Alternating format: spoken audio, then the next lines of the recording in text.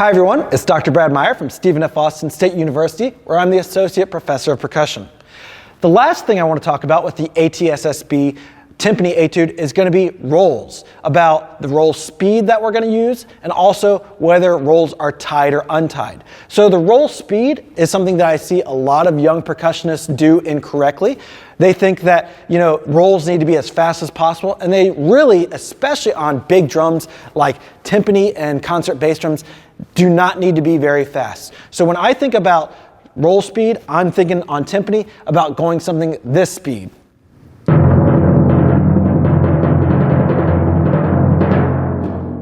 Now, if I have a higher drum that's a slightly higher pitch or higher tension to the head, I want to roll a little faster, but again, it's not a single speed roll contest. So here's what it would sound like on this E flat.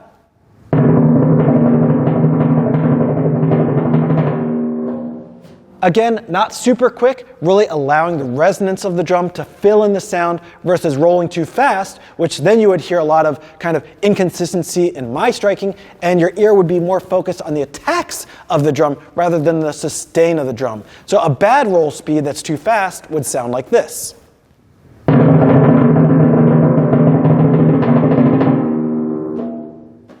And even in that roll, what happens a lot when people try to roll really fast? One hand can't keep up with the other. So that was two bad things in one. So make sure that you avoid that.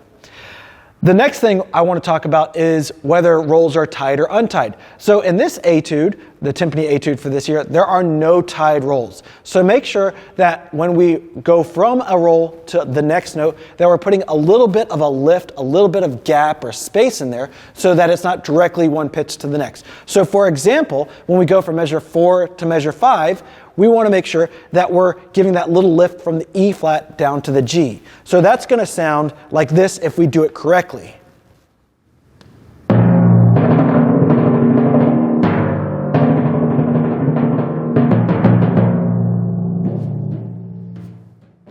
What we don't want to do is tie them together, and also sometimes I hear students accidentally accent as they release the roll. So a bad way, what we don't want it to sound like, would be this.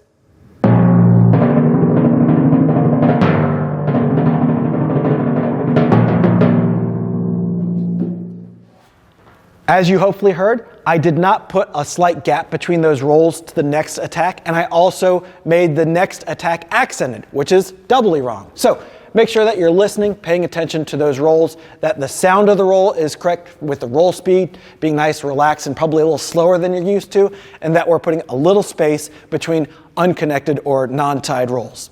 I hope that helps, and best of luck on your audition.